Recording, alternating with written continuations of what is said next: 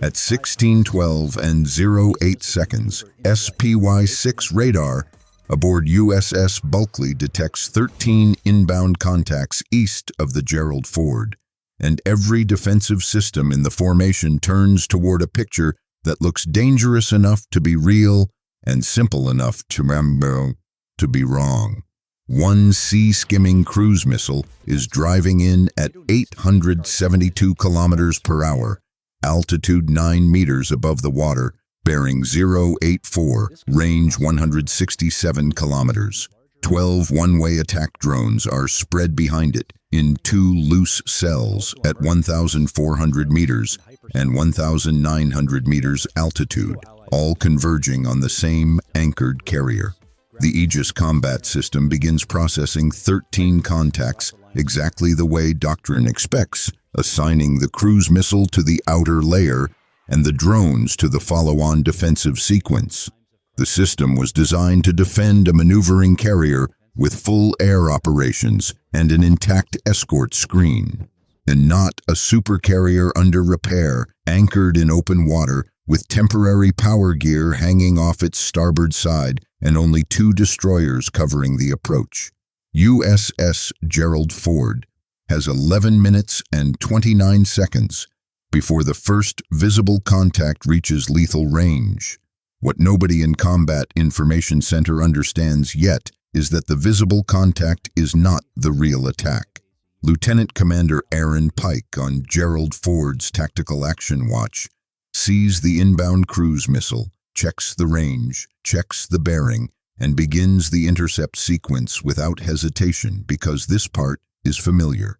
The carrier has fought missiles before. The destroyers have killed drones before. The geometry is bad because Ford is stationary, but it is still geometry the Navy understands. The air picture is narrow. The raid axis is clean. USS Mitcher, north of the carrier, begins building the first SM-2 fire control solution at 16:12 and 14 seconds. Bulkley to the east prepares a second shot 2 seconds later. On Gerald Ford itself, Lieutenant Maya Bennett in repair control is not looking at the eastern sector at all. She is looking at a small diagnostic display tied to the temporary electromagnetic launch system power rig mounted 68 meters off the carrier's starboard quarter, and she feels the same thing she felt 31 hours earlier when she filed her second warning report and watched it disappear into the routine traffic of a ship too busy to believe that a repair signature could become a targeting beacon. To understand this, you need to understand what Gerald Ford is and what Gerald Ford is not at 16:12 that afternoon. She is not conducting combat flight operations. She is not launching a full air wing. She is not maneuvering with the freedom of a carrier at war speed in the Arabian Sea. She is anchored 43 nautical miles south of Crete with 1 catapult isolated, 1 power conversion module removed, and a floating maintenance platform designated Atlas III, secured off her starboard side by 3 heavy umbilicals and 2 access bridges. Atlas III is not a warship. It is a repair platform carrying high-voltage load banks, spare power electronics, and coolant systems needed to run electromagnetic launch diagnostics while Gerald Ford remains afloat. The carrier can still fight if it must. It cannot simply cut away and sprint clear in under a minute. More importantly, the carrier itself does not need Atlas III to stay afloat. But it does need Atlas III to restore the launch system that allows it to return to full strike operations. Destroy Atlas III and Gerald Ford does not sink. It stays wounded, fixed in place for weeks, with its flight deck available only in limited mode and its combat value cut at the exact moment the United States needs every carrier it has. That is the logic of the attack. Iran did not need to blow a hole through the hull. Iran needed to turn repair into immobility. The cruise missile and the drones approaching from the east are dangerous, but not because they are likely to destroy the carrier by themselves.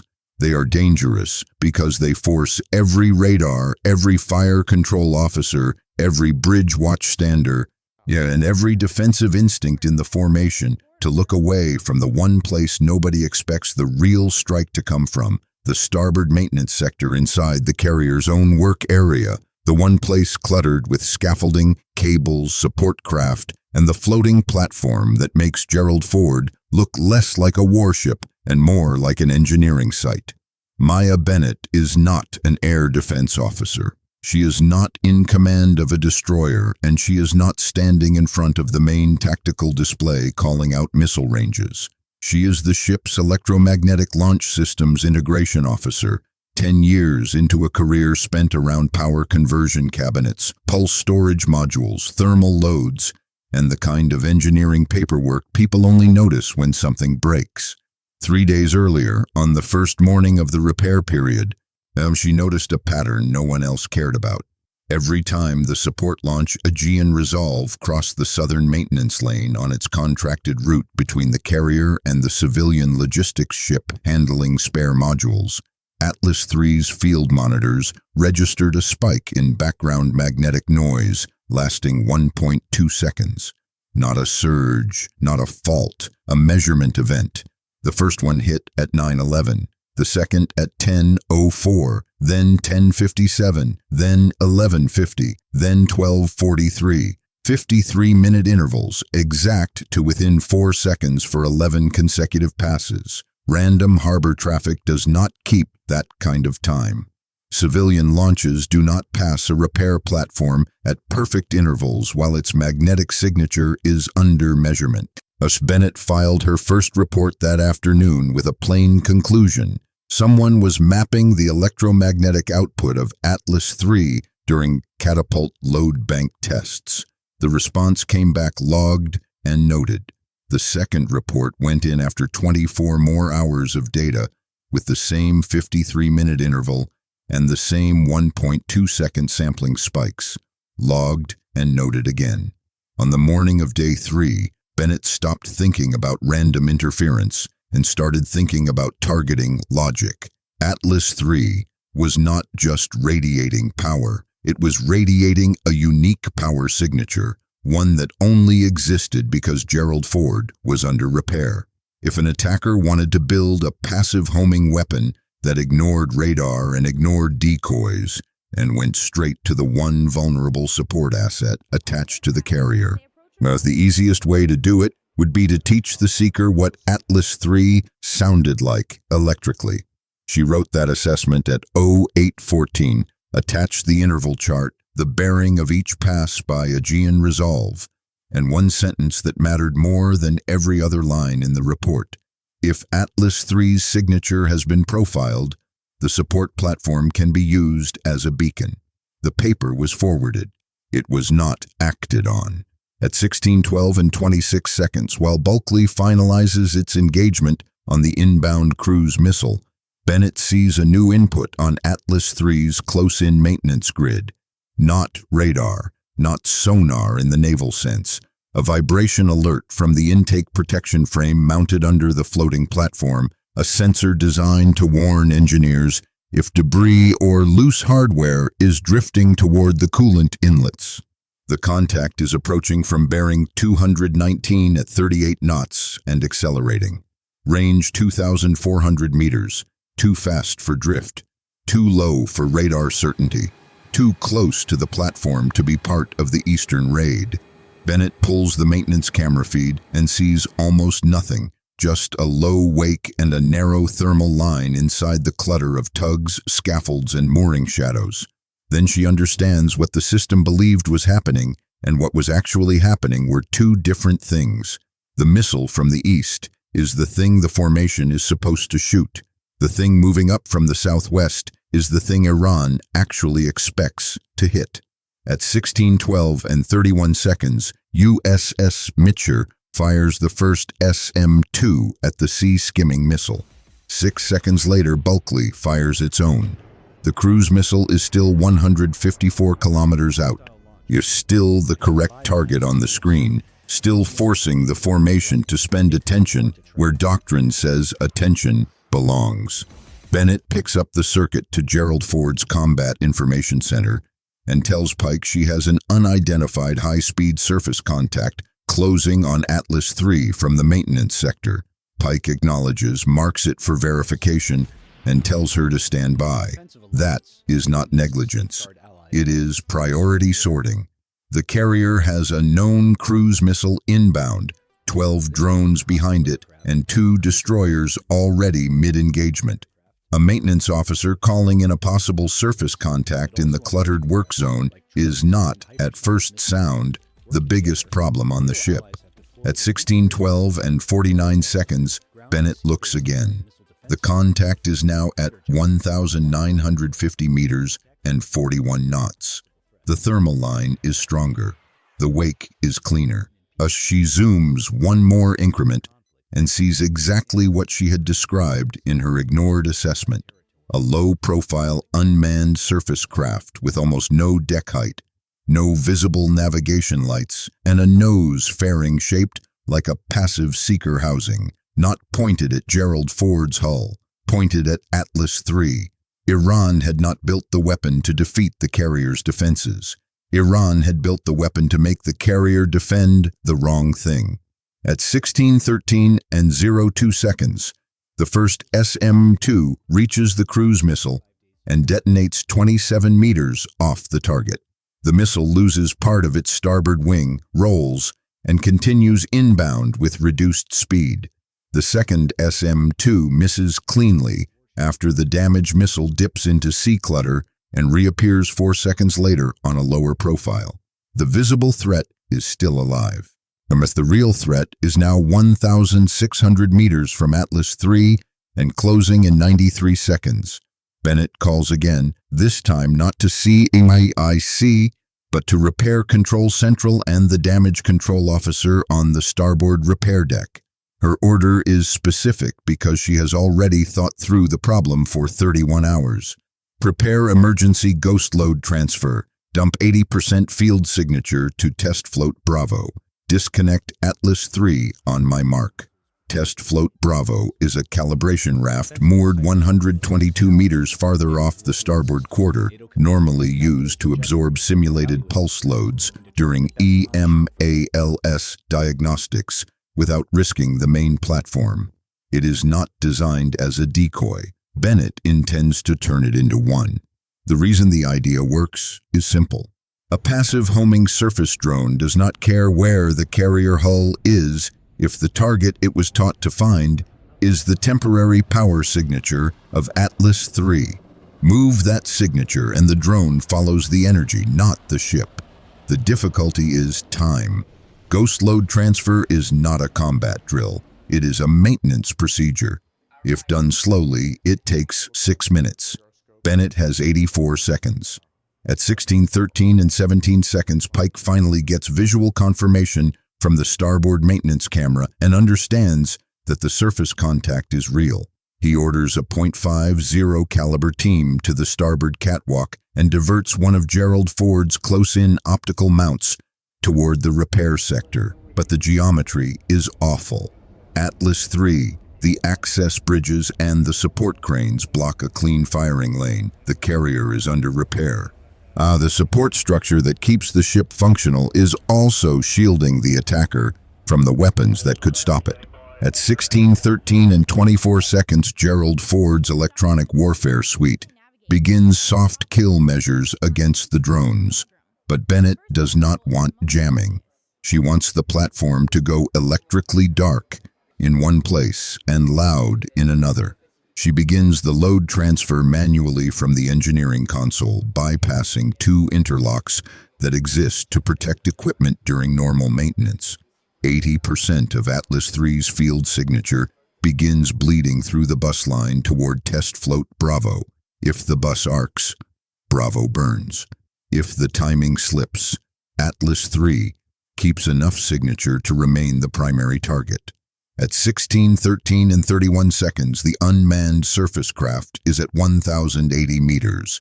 The .50 caliber team fires its first burst and misses because the line of fire is cut by the second access bridge.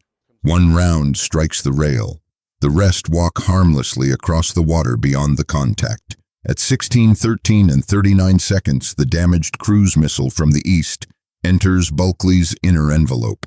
Bulkley fires one USS Gerald Ford begins turning its starboard phalanx toward the eastern threat because that missile is now 41 seconds from the carrier. The system is doing exactly what it should do against the thing it can see.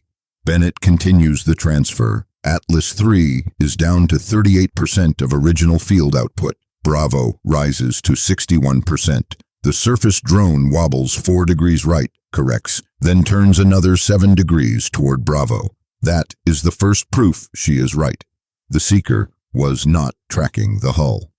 It was tracking the repair signature. At 16:13 and 52 seconds, the USS misses the damaged cruise missile by 11 meters. The target remains inbound. Phalanx on Gerald Ford opens on the eastern contact 6 seconds later. The stream cuts across the missile's flight path and detonates the warhead 312 meters off the carrier's bow. Fragments slash into the water and minor shrapnel damages one weather antenna, but the hull is untouched.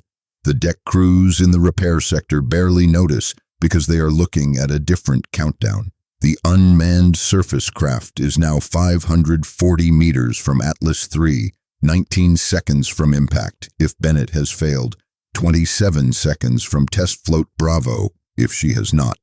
At 16:14 and 04 seconds, Bennett gives the mark.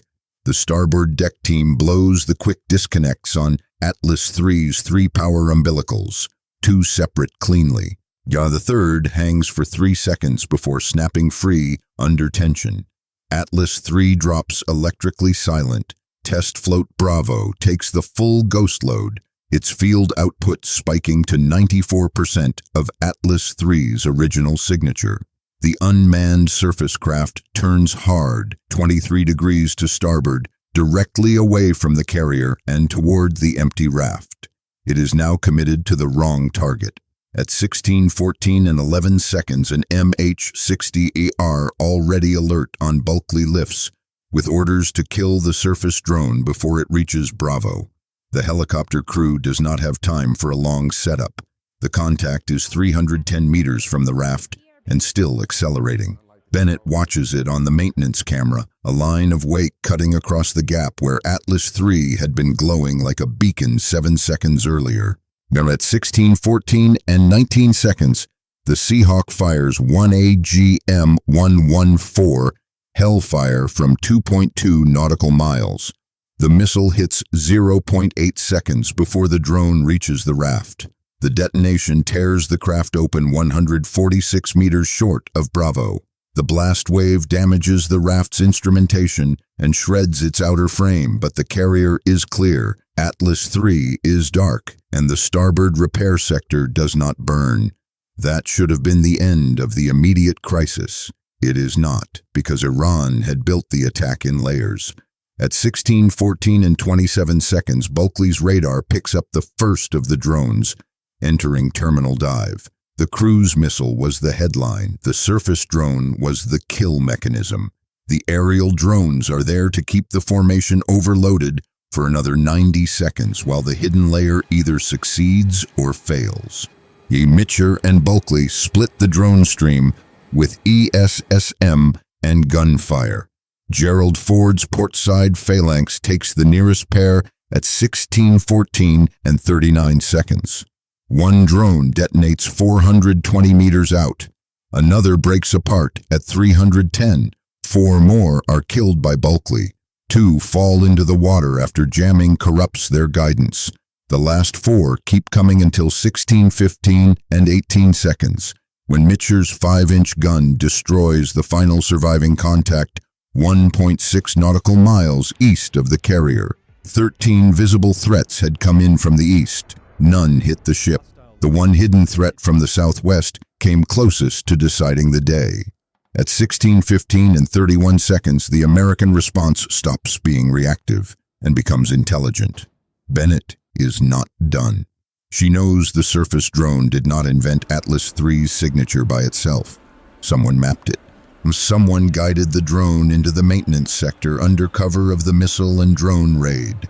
She already has the answer. The 53-minute interval passes by Aegean resolve. The 1.2-second sampling spikes, the exact bearing of each transit through the southern maintenance lane. She overlays that history with the drone's approach vector and finds the control source not on the eastern raid axis, but on a civilian-registered service vessel 18 nautical miles southwest of the carrier, the same vessel that had provided spare electrical fittings on day 1 and fresh coolant canisters on day 2. The ship's manifest says contractor support. Bennett's data says targeting relay. At 16:16 and 04 seconds, she transmits the vessel's position, the emission pattern, and the field sampling timeline to Rear Admiral Lucas Mercer aboard Gerald Ford and to the USS George H.W. Bush carrier strike group operating 392 kilometers east in the Mediterranean. The hidden logic of the attack becomes obvious in one sentence. Iran used a visible raid to pin the escorts east, while a passive homing explosive boat attacked the repair platform from inside the work sector, guided by a contractor vessel that had spent 3 days profiling the platform's electromagnetic signature. Rear Admiral Alexis Walker aboard George H.W. Bush receives the package at 16:16 and 41 seconds. She looks at the timing chart. She looks at the attack geometry. She authorizes the strike at 16:17 and 09 seconds.